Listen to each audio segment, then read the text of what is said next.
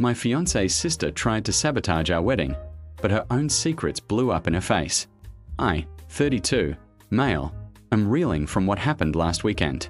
My fiancée, Sarah, 30, female, and I have been together for 5 years, engaged for 1, and were set to get married this past Saturday.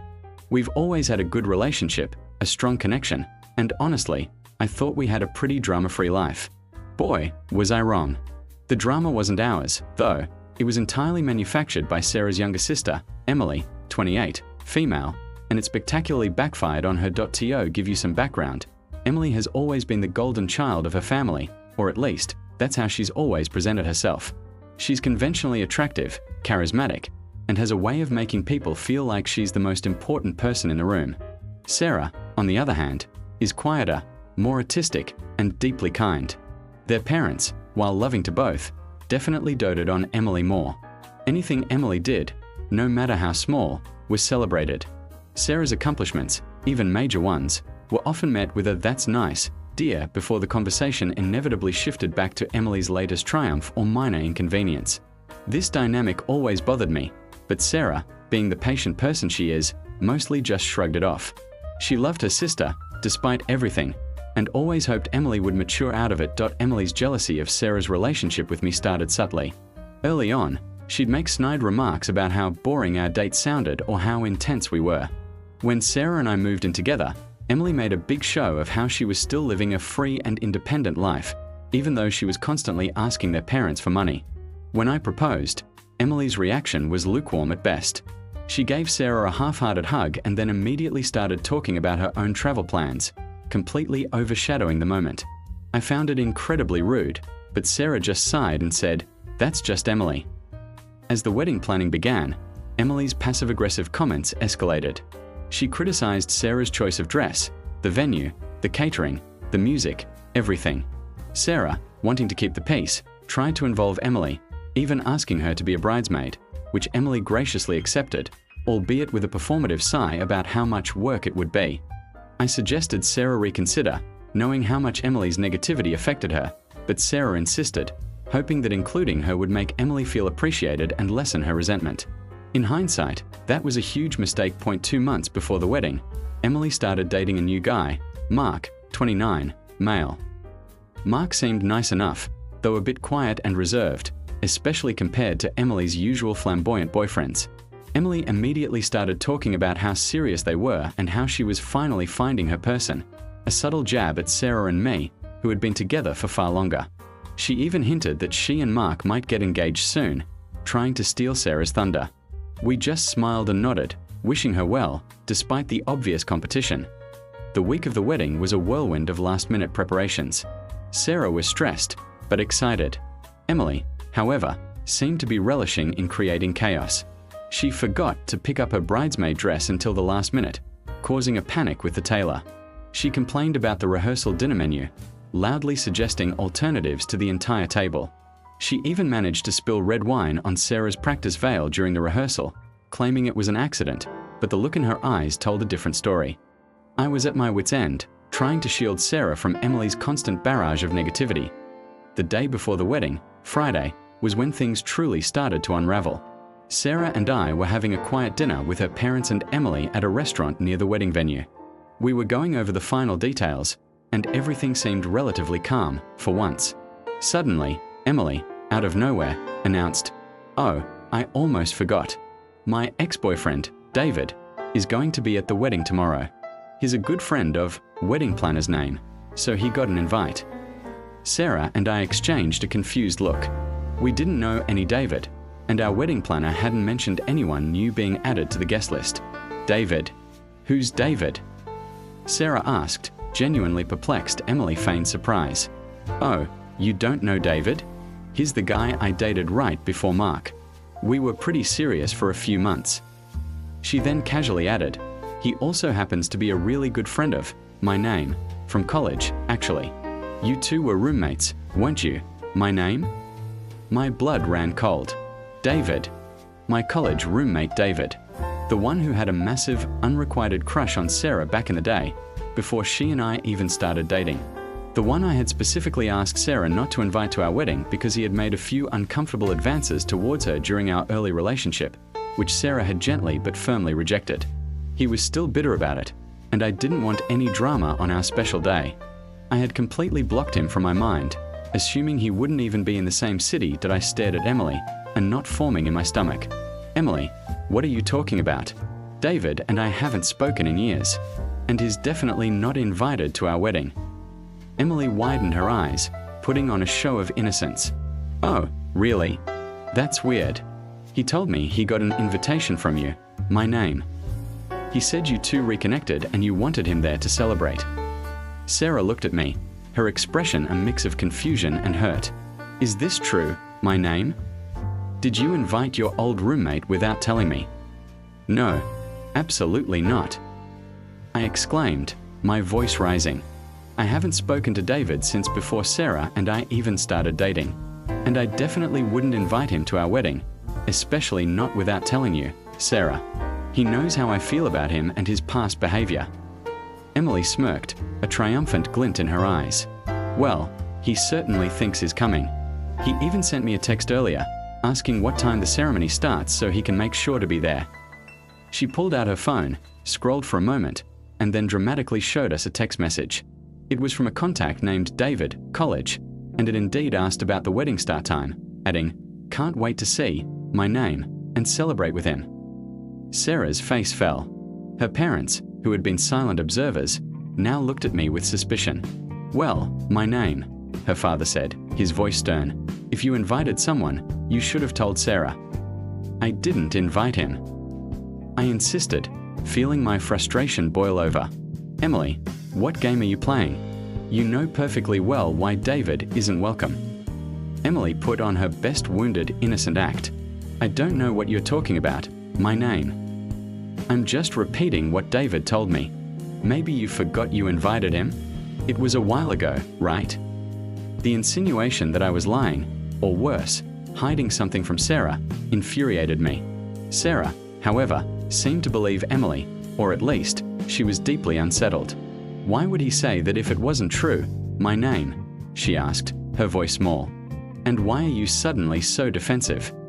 "Because he's a manipulative jerk, and Emily is clearly trying to cause trouble."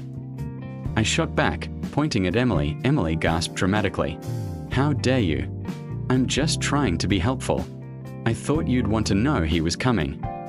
The dinner devolved into an ugly argument. Sarah was upset, her parents were siding with Emily, and I was left feeling completely blindsided and furious. I knew Emily was trying to sabotage the wedding, to sow discord between Sarah and me, but I couldn't understand why she would involve David, of all people. And how did she even know he still had a crush on Sarah, or that I had specifically kept him away? I tried to explain to Sarah, calmly, that David was bad news and that Emily was clearly lying, but she was too hurt and confused to listen. She ended up leaving the restaurant in tears, saying she needed time to think. Her parents stayed behind, giving me a disappointed lecture about being honest with Sarah. Emily, of course, looked absolutely delighted, a smug smile playing on her lips. That I went back to our hotel room, fuming. My wedding, which was supposed to be the happiest day of my life, was now hanging by a thread, all because of Emily's petty jealousy. I spent hours trying to call Sarah, but she wouldn't answer. I texted her, explaining everything again, but got no response. I was terrified she might call off the wedding. Did I end my desperation? I decided to take matters into my own hands. I remembered that David, for all his creepiness, was also notoriously bad with money. He was always looking for a quick buck. I decided to send him a text, pretending to be Emily, and see what I could uncover. I knew it was a long shot, but I had nothing to lose. I found his old number in my phone from years ago. "Hey David, it's Emily. Just confirming for tomorrow. Remember our little plan? Don't forget to make a big entrance and make sure my name and Sarah see you. Especially make sure Sarah sees you first, and then say something about how my name invited you and how happy you are to see her again." I typed, trying to mimic Emily's slightly informal style. That I waited, heart pounding. A few minutes later, my phone buzzed. It was David. "Got it, Emily. Can't wait for the show. You think she'll finally realize she made a mistake picking my name over me? And about that extra grand you promised for making a scene. My jaw dropped. An extra grand. This was a full-blown conspiracy. Emily wasn't just trying to cause drama. She was actively paying David to crash our wedding and create a scene, all to make Sarah doubt me. That I immediately forwarded the entire conversation to Sarah, along with a screenshot of David's old messages to her, where he had been overly persistent and inappropriate. I explained how Emily was clearly trying to manipulate both of us and how I had never, ever invited David. I also forwarded the conversation to Sarah's parents, hoping it would open their eyes. Then, I did something I probably shouldn't have, but I was so angry, I couldn't help myself. I called Emily's boyfriend, Mark. I told him everything, from Emily's jealousy to her attempt to sabotage our wedding, and then I forwarded him the text exchange between Emily and David, including the part about the extra grand. I felt a pang of guilt for involving Mark, but at that point, I felt Emily deserved whatever consequences came her way. The next morning, the day of the wedding, was pure chaos. I woke up to a barrage of texts and calls. Sarah had seen the messages. She was furious. Not at me, but at Emily. She called me, her voice trembling with anger, not tears. I can't believe her, my name. I just can't believe she would do this. Her parents also called, profusely apologizing for doubting me. They had read the messages and were absolutely disgusted by Emily's actions. They promised to deal with her. The wedding was still on, but now there was a new kind of tension in the air. Sarah's parents arrived at the venue early, looking grim. I saw them corner Emily in a quiet hallway, and I could hear snippets of their conversation, hushed, angry tones, Emily's voice rising in protest, then falling into a whimper. I was in the groom's suite, getting ready, when I heard a commotion outside. The door burst open, and Mark stood there, his face ashen, looking utterly devastated. "Is it true?" he asked, his voice barely a whisper. "Did Emily really pay David to crash your wedding and make Sarah upset?" I nodded, showing him the full conversation on my phone. Mark read it, his eyes widening with each word. He then looked up at me, his eyes filled with a mixture of betrayal and disgust. "I knew she was self-centered," he said, his voice cracking, "but I never thought she would be so cruel. And to pay some random guy $1,000 to do it? What kind of person does that?" Before I could answer, Emily's voice, shrill and angry, echoed from the hallway. "Mark, what are you doing in here? Get out. You're not supposed to see the groom before the ceremony." She walked in, her face flushed, obviously having just had a heated argument with her parents. She stopped dead when she saw Mark holding my phone, reading the messages. Her eyes darted from Mark to me, then back to Mark, realizing instantly what had happened. "Mark, give me that," she shrieked, lunging for my phone. Mark pulled away, his face hardening. "So it's true, then? You were planning to sabotage your sister's wedding, embarrass her and my name, all because you're jealous? And you were using me to cover it up, weren't you? Pretending we were so serious, knowing full well you were still secretly communicating with your ex-boyfriend, even paying him money." Emily's face crumpled. "No, it's not like that. I can explain, Mark, I swear." "Explain what, Emily?" Mark retorted, his voice full of pain. "Explain why you thought it was okay to lie to me, to your sister, to everyone? Explain why you would go to such lengths to destroy someone else's happiness." He then revealed something that shocked us all. "And you know what else, Emily? That investment you told me you made in your startup last month? The one you said was going to make you rich? I found out you actually blew all that money on a lavish vacation with David. Your ex-boyfriend, who you conveniently forgot to mention, was more than just an ex to you. You were still sleeping with him a few weeks ago, weren't you? All while pretending to be so in love with me." Emily stood frozen, her face pale, her jaw slack. The room was silent except for the faint sounds of wedding preparations from outside. My best man, who had been quietly observing the entire exchange, looked utterly stunned. Emily finally found her voice, a desperate whisper. "Mark, no, that's not true. I can explain." Mark shook his head, his eyes filled with tears. "There's nothing to explain, Emily. It's over. I can't be with someone who is so deceitful, so cruel. I hope you find whatever it is you're looking for, but it won't be with me." With that, he turned and walked out of the room, leaving a stunned Emily behind. Emily let out a strangled sob and collapsed into a chair, burying her face in her hands. The golden child, completely broken, Sarah, who had been waiting outside the door, drawn by the commotion, finally stepped in. Her eyes, though still red from earlier tears, were now blazing with a quiet fury. She looked at her sister, then at me, then back at Emily. "Emily," Sarah said, her voice surprisingly calm, "I don't know what to say. I always tried to see the best in you, always tried to be there for you, even when you made things difficult. But this is beyond unforgivable. To deliberately try and ruin my wedding, to pay someone to hurt me and my name. I just can't.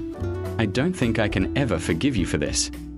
Emily looked up, her face a mess of tears and mascara. "Sarah, please. I'm so sorry. I didn't mean for any of this to happen. I don't know. I was stupid. Please, don't do this." "Don't do what, Emily?" Sarah asked, her voice chillingly devoid of emotion. "Don't ask you to leave. Because that's what I'm doing. You're not going to be a bridesmaid, and you're not going to be at my wedding. I can't have someone who actively tries to destroy my happiness be a part of the happiest day of my life." Emily's parents, who had also heard the entire exchange, walked in then, their faces a mixture of shame and anger. Sarah's mother went to her, hugging her tightly. Sarah's father, however, just shook his head at Emily. "Emily, we are so disappointed in you. Your sister is right. You need to leave." Emily tried to argue, to beg, but it was useless. Sarah was firm. Her parents were firm. Mark was gone. Her entire carefully constructed world of perfection had come crashing down around her, spectacularly, on the very day she tried to ruin for her sister. Emily was escorted out of the venue by her father, still crying and pleading. Sarah, my incredible fiancée, took a deep breath, wiped her eyes, and then turned to me, a small, weary smile on her face. "Ready to get married? My name?" I hugged her tightly. "More than ready, my love." The wedding went on, and it was beautiful. Despite the earlier drama, Sarah was radiant, and I was just so incredibly proud of her strength and grace. We had a wonderful time, surrounded by people who truly loved and supported us. There was an undeniable sense of relief, a feeling that a toxic cloud had finally been lifted. We haven't heard from Emily since, directly. Sarah's parents have told us she's completely devastated, and they are struggling with how to deal with her. Mark apparently broke up with her for good and has since blocked her on everything. I feel a bit bad for Emily's genuine heartbreak, but honestly, she brought it all on herself. Her attempts to sabotage our happiness ultimately led to her own undoing.